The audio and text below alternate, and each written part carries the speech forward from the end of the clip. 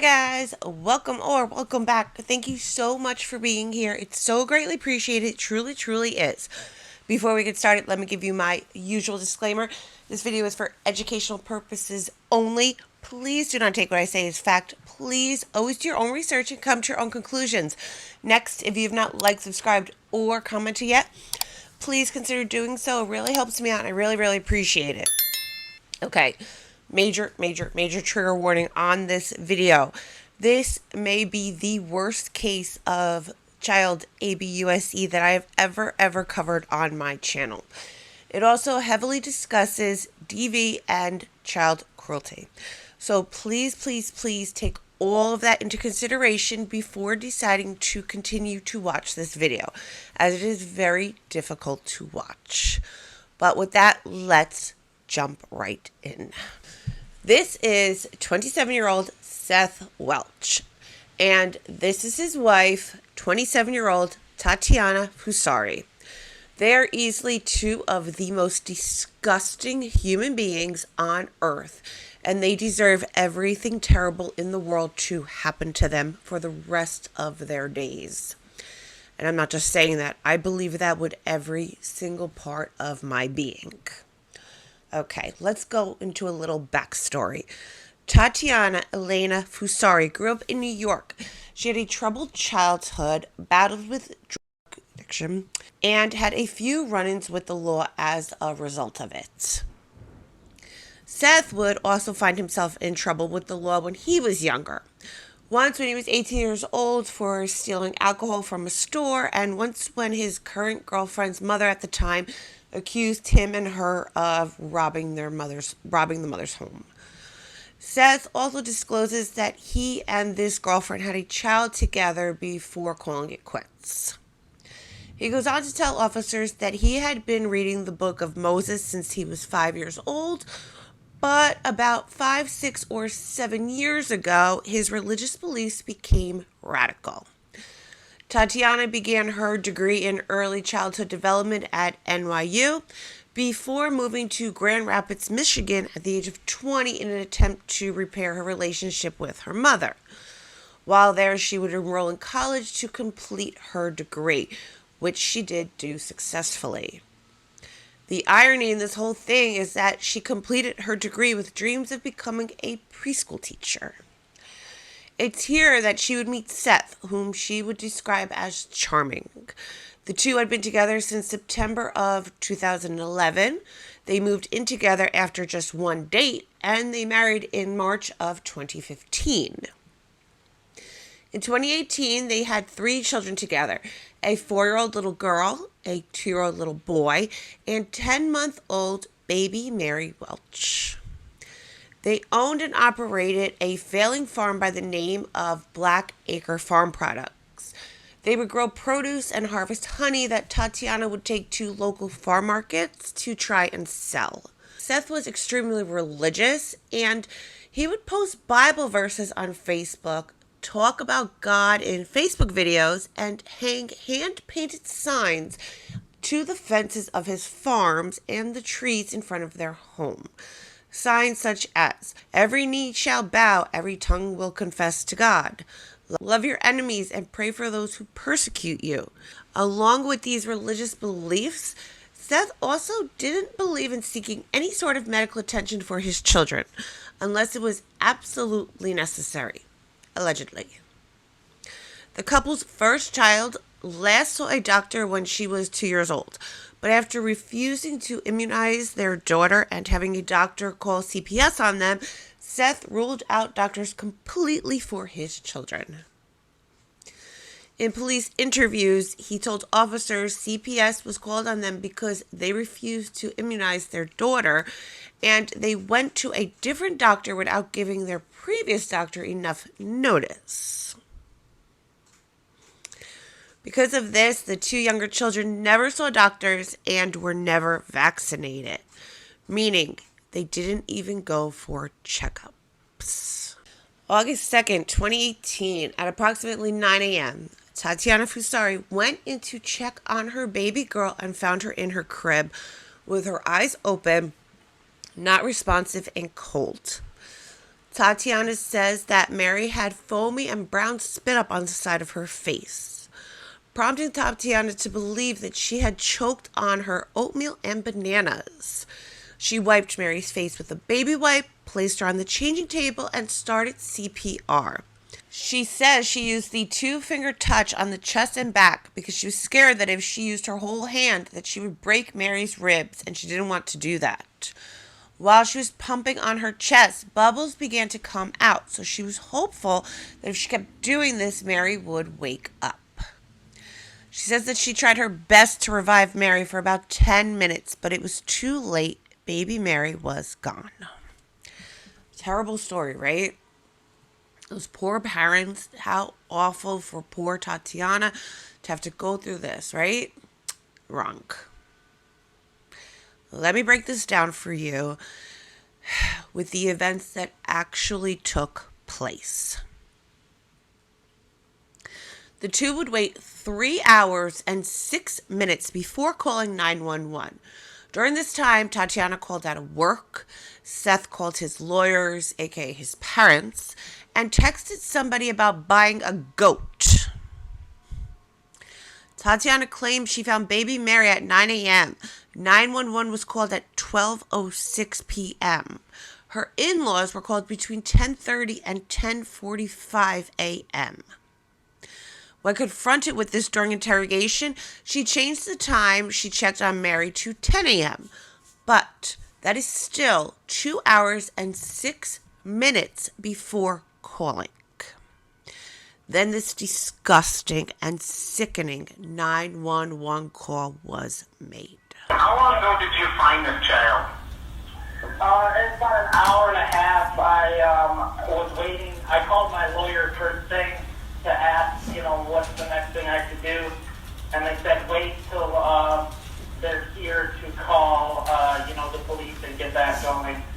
Basically, it got to the point where I was waiting so long, I just kind of went ahead and did it anyway. And they're almost here. So I was waiting on legal counsel. So you found the child an hour and a half ago? Yeah. And called your lawyer first, correct? Yeah. Okay. Is there any other children in the home right now? Yeah. Because I didn't know if I was supposed to call the police or not. I had no idea what to do. Okay. We will send someone out. We're going to investigate. When was the last time you had contact with a child? Last night, yesterday afternoon, about 3 p.m. She goes to bed, and that was that. Okay, so you put her to bed yesterday at 3 p.m.? Yeah, and then this morning at 10 something, we finally went in to check on her. Like, okay, it's been way too long, so It goes long all the time normally, so. So you're saying it is normal for your children to sleep from around 3 p.m. till 10 a.m.? Usually about 9:30, yeah. So. They sleep from 3 p.m. to... I'm just typing in a couple things here. Sure. What time do they usually have dinner? Oh, well, this is my infant. They're not all... They don't all kind of run on the schedule, but she basically eats and, she's up for a half hour after that, and then she goes down for bed. Okay. And how old are the other children? 4 and 2. There's 2 other children? Yep. And they're at home right now, right? Yep. And you said when you found her, she was already believed to be deceased, right? Yes. And that's when you consulted with a lawyer? Yep. Do you believe she was beyond help already? Oh, yeah. She was dead at the door now. Tatiana claims that her in-laws asked her to wait for them to get closer before calling 911 because they lived an hour away. So maybe have them meet you at the hospital. Tatiana says that while she waited for her in-laws, she cleaned the house because her mother-in-law didn't like a dirty house. Okay, so as boring as this part may be, it is extremely necessary part of the story to go over Tatiana's claims about the schedule baby Mary was on. I'll try to go through it as quickly as possible for you. Mary was born on October 23rd, 2017. From birth to February of 2018, Tatiana stayed home with baby Mary and breastfed her. Seth would never feed her during this time, not because he wouldn't, but because she was nursing. In February of 2018, Tatiana began working part-time nights at McDonald's because the family farm was failing as a business. At 4 months old, Tatiana was working part-time 4 days a week from 7 to 11. She would leave 1 bottle of breast milk out, 1 bottle in the fridge, and 12 frozen bottles along with frozen vegetables and breast milk mixed. At this point in the interview, Tatiana says that Mary is thriving, she's happy, and she's playful. She also says that even though she was petite, she was growing into her clothes and diapers at age-appropriate times. Mary's schedule for the day would go as follows: 12 a.m. feeding, 3:30 a.m. feeding, 5 to 6 a.m. feeding, 8 to 9 a.m. feeding, noon feeding, 6:30 p.m. she would have all the kids fed and ready for bed, leaving Seth bottles for Mary. Mary was 6 months old. Tatiana's work schedule changed from 7 to 11 to 3 to 11. This was in April. Mary was starting to eat solid foods. She was wearing age-appropriate diapers, and even though she was a little underweight, she was developing well. She would lift her head, look around, do tummy time, roll over, reach for hanging toys, and giggle. This is all proven by this picture of Mary with the family cat that was taken on April 25th, 2018. She was eating mashed up fruit and vegetables, smoothies, oatmeal, being spoon-fed, and nursing. She would sleep through the night. 7 to 8 a.m. she would nurse, 11 a.m. vegetables and fruit smoothie, followed by 40 minutes of nursing. 1 to 2 p.m. food and nursing. Then she would nap for 2 to 3 hours. 5 to 6 p.m. she would have dinner, and Tatiana would put her down for the night before she left for work. Her diapers were always full of pee and poop appropriately. This was her schedule for the most part. Of course, it's not 100% accurate because that kind of accuracy day after day with a baby would never happen, obviously. She says that Mary had a growth spurt where she would sleep for long periods of time, but this only lasted about a week. Okay, this is Tatiana's accounts of what happened on August 1st, 2018. Mary woke up at 7 a.m. to nurse. She had oatmeal with maple syrup or strawberries. She kept her awake that entire day up until it was time for her to leave for work. Between 9:30 and 10, she ate again. 1:30, she ate oatmeal and she nursed. She also had a poopy diaper that morning that was changed by Tatiana. She took her outside to play and get some fresh air. She watched Daddy work in the farm, and she watched her siblings play. She was fed, changed, dressed for bed, and put down for the night around 6:30, so that Tatiana could get ready and leave for work. She came home at 11 p.m., put a burger on the table, creaked the door, and Mary jerked, signaling that she was okay, so Tatiana went to crawl into bed with Seth. When detectives asked Tatiana what she believed Mary weighed on August 1st, 2018, the day before her death, Tatiana replied she believed Mary weighed approximately 20 pounds and was approximately 26 inches long. In actuality, the day before her death, baby Mary weighed 8 pounds. That is only 1 pound, 4 ounces more than she weighed on the day that she was born on October 23rd, 2017. And she had only grown 3 inches from the 20 inches she was at birth. A thriving 10-month-old baby girl should weigh between 14 and 25 pounds and should be between 26 and 30 inches in length. About halfway into the interview with Tatiana, police have had enough, and they hit her with the fact that this is the worst child death scene that they have ever been to.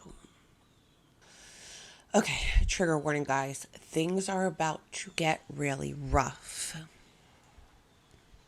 You could see every single bone in her body. Her legs were as small as the officer's pinky finger. The last time she was given a bath was 2 weeks ago by Tatiana. The home was completely filled with trash. The crib mattress was torn. It was soaked through with urine to the point that the urine pooled in a baby tub that was underneath her crib. The mattress had black mold all over it, and the mold had begun to grow onto the wood of the crib.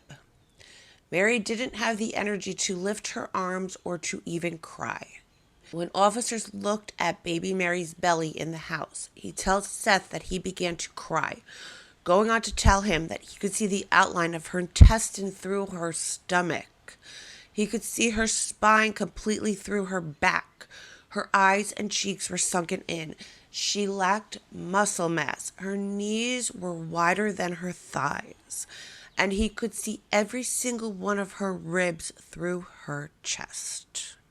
Doctors testified this would have taken at least 2 weeks for Mary to get to this condition, going on to say that any adult that saw Mary would know that she was malnourished. When baby Mary was found, she had been in her crib for 19 hours with no feeding or diaper change. She was so small that when paramedics arrived at the scene, they thought dispatch got it wrong, and it was a 10-day-old baby instead of a 10-month-old baby. After being presented with this information, Tatiana finally tells police that she noticed Mary was very underweight about a month before her death, but claims that she lost all of that weight in 2 days. This is not humanly possible. The doctor that performed the autopsy is quite a seasoned doctor. He does around 2 autopsies a day, hundreds of autopsies a year, and thousands of autopsies throughout his career. He says that he has never seen a case this bad. Baby Mary was compared to a child in a concentration camp. This is how bad her condition was. Let that sink in for a second. When detectives asked Tatiana why she never sought medical attention, she claims that she prayed for her to get better and to gain back weight.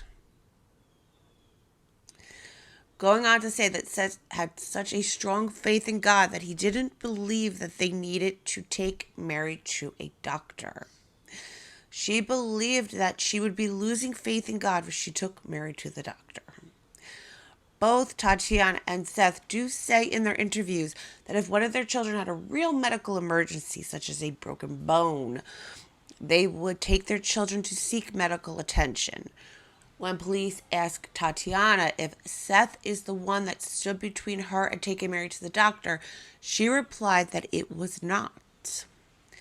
When asked if she would sacrifice one of her children if Seth asked her to, she replied absolutely not, saying that he wouldn't be concerned about CPS getting involved, but that he wouldn't be angry, going on to say that he was not an angry type of person.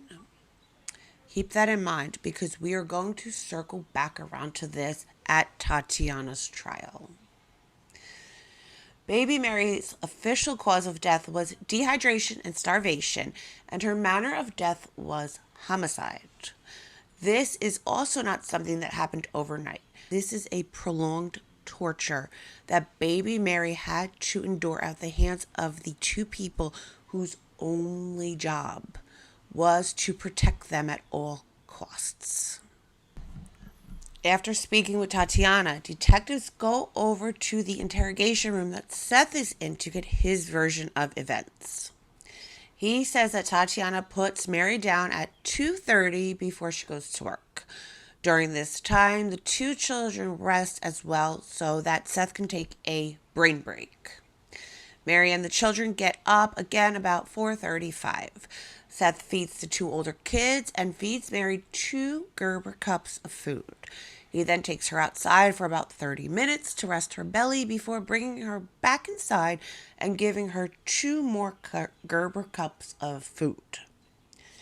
After this, he takes her outside again for 60 to 90 minutes before going back inside and putting Mary down for the night. He says that there were no indicators to say that Mary was unhealthy other than that she was skinny. He goes on to tell police that in the last month of baby Mary's life, the two began feeding her chicken, potatoes, and cheese in an attempt to make baby Mary gain more weight, even remarking that his mother made a comment about how Mary's cheeks began to fill out. When detectives asked him about praying for her to gain all her weight back, he replied, "She may have, I haven't been so much," saying that there were a couple of days where she slept for 15 to 16 hours straight, but that there was never a time when he thought that something was severely wrong. Telling them that 2 weeks prior to baby Mary's death, he told Tatiana that if the protein doesn't kick in things into gear, they would take her to see a doctor. Even though he later tells police that he would only take the kids to a doctor for a broken bone or something like that because he was so against doctors. And even further into the interview, tells them that they would have to strap his family and himself down to a table if they wanted them to go to a doctor. Seth claims that his oldest daughter's pediatrician called CPS on them because they refused to purchase a $3,000 helmet to fix the shape of her head, refused to vaccinate their child, and because they changed doctors without giving their current doctor enough notice. So, I don't know if it's necessarily illegal not to vaccinate your children, or that CPS would be called as a result of it. What I do know is that my son is 9 and my daughter is 12. When I took them to meet their pediatrician after birth, her words to me both times were that if I refused to vaccinate my children, then she would refuse to be their doctor. With her main reason being that if she allows my unvaccinated child into her office, one of them could potentially infect another patient that was there. Reasonable. Seth would announce baby Mary's death on Facebook by saying, "Heart is shattered right about now. Woke up to Mary dead in her bed this morning. This evening had our children removed and placed on no contact because Tati and I are the worst parents ever. Thankfully they're with Grandma and Grandpa. Just numb inside right now, and I'm really enjoying the loving embrace of an isolation cell from the cops and government employees who keep ensuring me that they are only here to help." It is, in my opinion, that Seth and Mary looked more upset at their arraignment when they realized that they were facing life in prison than either one of them ever did when talking to police about their dead baby. That you're both charged with what they call felony murder while in the perpetration or attempted perpetration of child abuse in the first degree. They're alleging that you murdered one Mary Welch. That is a charge called homicide felony murder. It is life without parole. It requires a DNA sample to be taken upon arrest, which is often like a cotton swab or in the inside of your cheek. The second offense that you're both charged with is called child abuse in the first degree, where they're alleging you knowingly or intentionally caused serious physical harm to a child. They're talking about this Mary Welch. It is a felony, possible penalty of up to life imprisonment or any term of years less than life. Now those are the two separate felony charges. Seth went on trial first. His defense was that him and Tati were just two parents that were very overwhelmed by pressures of having 3 children and one on the way. And although they acknowledged that their home was a little messy, they would never put their children in danger. Kent County prosecutor Kimberly Richardson says the father thought of his third child as a nuisance. You spent about 16 minutes talking to Seth Welch. Did he appear to be in shock? No. Did he have any reactions? Crying, anything? Nothing. That appears to be a black mold. Richardson showed the jury the deplorable condition of the house, including the stained sheets and the moldy, tattered mattress on which the child was found after 19 hours without a diaper change or feeding. Seth, he works all day. Defense attorney Charles Clapp said there was no just a couple woefully unprepared for the responsibility of 3 children, and that this father did his best. Text messages from Seth to Tatiana were read in court. One text read, "I can't deal with the child tonight. She's a total, see you next Tuesday. Can you get out earlier or something because it's wild. I'm about to F her up. I gagged her for a bit. It's so bad." Seth was found guilty, as he should be, and sentenced to life in prison. Yes, I would advise you to be careful what you say from here on out. You will answer to the Lord for everything. Found her body. She had a dirty diaper. If it was that drastic, we would have done something. When people starve to death, they get sickly.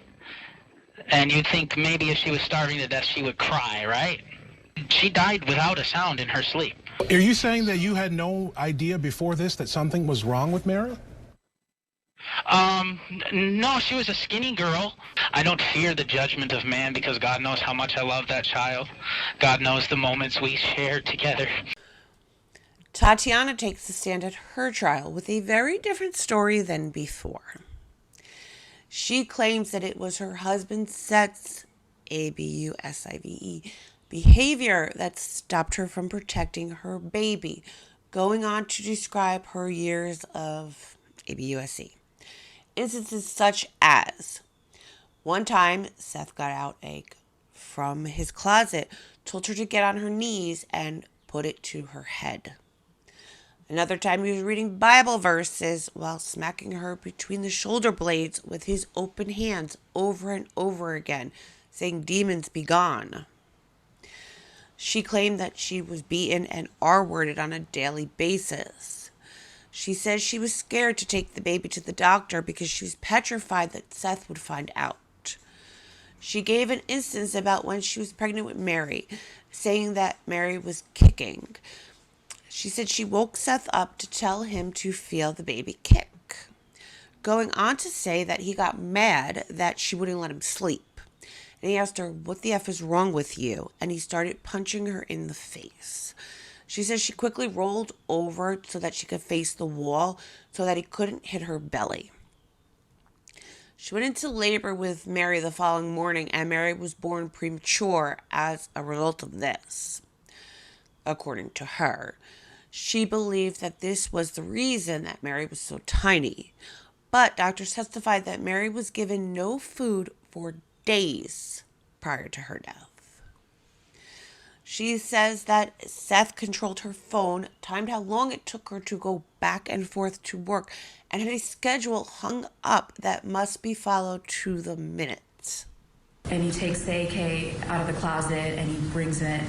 He tells me to get on my knees and he puts the gun in my head. Describing the years of abuse suffered at the hands of her husband. He was reading verses from the Bible as he was taking his open palm and smacking me in between my shoulder blades on the back over and over and over again, hard enough for me to keep flinching at every time he hit me.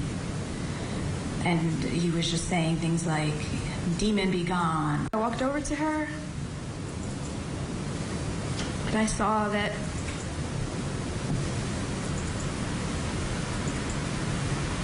her eyes were open, but she wasn't responding to me. So I checked her pulse. I didn't feel anything. I went to go get Seth, and I told him, "Seth, there's something wrong with Mary. There's an emergency with Mary." I thought maybe she was ill, and I didn't know about it. I didn't know. We didn't take her. I wasn't allowed to take her to a doctor. If she had some sort of virus or some sort of... I did not know what was wrong with her. Okay. So, whether the ABUSA happened, I can't actually speak on that because I wasn't there. But let me tell you some of my issues with this. Why would you wake up your husband that you're so scared of in the middle of the night so that he could feel your baby kicking? The same husband that is putting to your head. She says that she thought because Mary was born premature that that's why she was just growing slowly. But if that's what you truly thought, then why would you be afraid to get Mary medical attention if you believed she didn't need any? Up to this point, she spoke about how wonderful her husband was. Why didn't you ever mention any of this to police while you're in that interrogation room, safe, with the officers, especially knowing that this could be your opportunity to save your other 2 children and the child that is growing inside of you? She talks about how she was feeding Mary at her mother-in-law's house in 2018 when her mother-in-law came over to her to let her know that Mary didn't look well. She says that when Seth was out of earshot, she told her that she was going to try to convince him to let her take Mary to the doctor. But it begs to question why Tatiana never confided in Seth's parents about what their son was allegedly doing to her and their grandchildren, especially because it's clear that this mother was very concerned about her granddaughter. She said that she would have to sneak Mary breast milk because Seth only wanted her to eat food that was grown on the farm. So, first off, they both spoke about how they would feed Mary Gerber baby food, and the last time I checked, they were not the manufacturers of Gerber. They also spoke about how they would give Mary breast milk. When Tatiana gave officers Mary's schedule, it included Seth giving her bottles of formula. During a search of the home, officers found expired baby formula. Let's just hope she wasn't feeding that to Mary because it is extremely dangerous to feed your baby expired baby formula. And the dates on baby formula must be followed exactly. Tatiana was also found guilty, as she should be, and sentenced to life in prison. This is a tragic case from where I'm sitting. I'm not sure that I'll ever understand what these parents were thinking or doing to, I guess I would have to say, literally watch their child starve to death. While waiting for her trial to start, Tatiana gave birth to the couple's 4th child and 2nd son. All of the children have been removed, and the court has ordered that the 2 older children have 0 contact with the baby. All right, guys, if you're still here, thank you, thank you, thank you. I love you, and I appreciate you so, so, so very much. Please like, subscribe, and comment if you haven't yet and you feel so inclined to. And until next time, stay safe out there.